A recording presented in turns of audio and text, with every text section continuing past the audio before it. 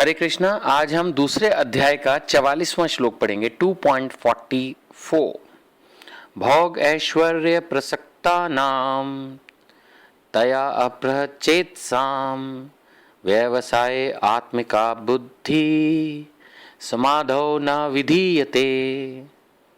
श्री भगवान कह रहे हैं, जो लोग इंद्रिय भोग तथा भौतिक ऐश्वर्य के प्रति अत्यधिक आसक्त होने से ऐसी वस्तुओं से मोहग्रस्त हो जाते हैं, उनके मनों में भगवान के प्रति भक्ति का दृढ़ निश्चय नहीं होता। बहुत इंपॉर्टेंट श्लोक है, बहुत प्रैक्टिकल बात है, स्पेशली उन लोगों के लिए जो मन में ऐसा सोचते हैं कि वो भक्ति कर रहे हैं या मन में ऐसा चाहते हैं कि वो भक्ति करें। बड़ा प्रैक्टिकल बात भगवत गीता के श्लोक में क्लियर कट वर्ड्स में श्री भगवान ने बताई है कि जो लोग भगवान की भक्ति में दृढ़ होना चाहते हैं, यानी उनका ऐसा लगता है कि यार मैं भगवान के चरणों में दृढ़ हो जाऊं, मेरा मन भक्ति में लगे, मेरा मन जप में लगे, मेरा मन जो है वो प्रवचन सुनने में लगे, सेवा करने में लगे, उनको भगवान कह रहे हैं कि आपको इंद्रिय भोग और भौतिक ऐश्वर्य के प्रति अत्यधिक आसक्त नहीं होना है। बेसिकली जो इसमें मैसेज है वो ये है, जो भी व्यक्ति इंद्रिय भोगों के पीछे भागेगा। अब हम एक तरफ तो सोचें कि हम रोज रोज किसी रेस्टोरेंट के अंदर बढ़िया से बढ़िया खाना खाएं, रोज रोज हम सोचें कि हम कहीं घूमने जाएं, या हम जो भी इस दुनिया में है, बहुत सारे लोग प्ली देते हैं, अरे अगर शराब नहीं पीनी होती तो भगवान ने बनाई क्यों। वैसे वो बात अलग है कि प्रभुपाद ने इस बात पे कहा कि भगवान ने तो जहर भी बनाया, फिर वो भी क्यों नहीं पी के देखते। खैर, लेकिन वही वाली बात है कि भाई अगर वो व्यक्ति बहस पे उतरा और हम भी उससे बहस ही करें तो उसका कोई फल नहीं है। हम तो उसे ही समझा सकते हैं जो समझना चाहता है, सुनना चाहता है ना। तो ऐसे जो लोग नशा करके अपना जीवन बर्बाद कर रहे हैं, सिगरेट पी रहे हैं, तंबाकू खा रहे हैं और चीज़ें, आजकल जैसे मैं देख रहा हूँ रिसेंटली कि टेलीविजन के अंदर कोई भी अगर सीरियल आता है, फिल्म आती है या सिनेमा हॉल में भी, तो अगर कोई भी आदमी हाथ में सिगरेट भी ले लेता है या इस तरह कुछ तो लिखा हुआ आता है कि तंबाकू जानलेवा है या सिगरेट हानिकारक है, लेकिन तब भी कोई असर नहीं हो रहा। वो हीरो हीरोइंस जो फिल्म के अंदर एक्टिंग कर रहे हैं वो भी पी रहे हैं और लोग बाहर भी, सिनेमा हॉल के बाहर और बाकी सारी दुनिया में पी रहे हैं, मतलब किसी को असर नहीं हो रहा।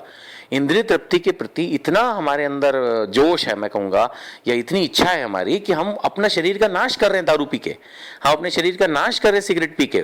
उसकी बॉटल पे भी लिखा है, उस सिगरेट के डब्बे पे भी लिखा है, लेकिन हम अंधे हैं, ना हमें कुछ समझ में आता है, ना हमें कुछ दिखाई देता है।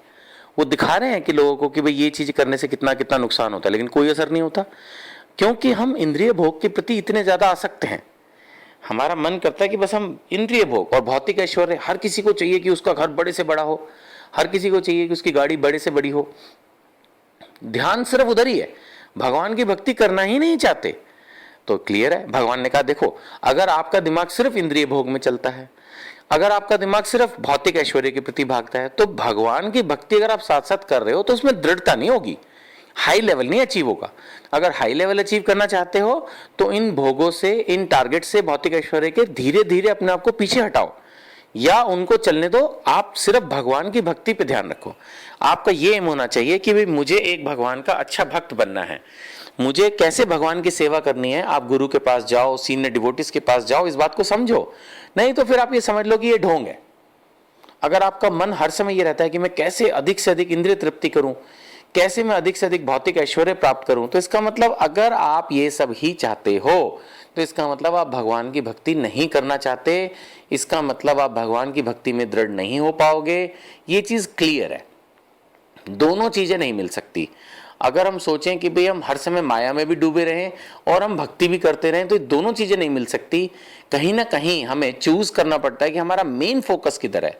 देखिए, सभी को जीने के लिए पैसा कमाना पड़ता है, व्यापार करना पड़ता है, नौकरी करनी पड़ती है, बट हमें इस बात को समझना है कि हमारे जीवन का लक्ष्य है कृष्ण की प्राप्ति।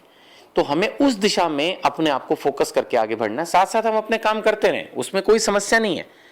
भगवत गीता का कोई भी श्लोक ये नहीं कहता कि आप सब कुछ छोड़ के जंगल में जाके बैठ जाओ या मंदिर में जाके बैठ जाओ। नहीं, ऐसा श्रील प्रभुपाद ने किसी को कहा कि तुम अपना जीवन छोड़ के, अपना बिजनेस छोड़ के, पत्नी बच्चों को छोड़ के मंदिर में आ जाओ और यहाँ बैठ के सेवा करो।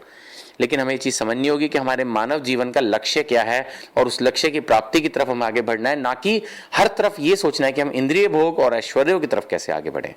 इस श्लोक का यही संदेश है। हरे कृष्णा।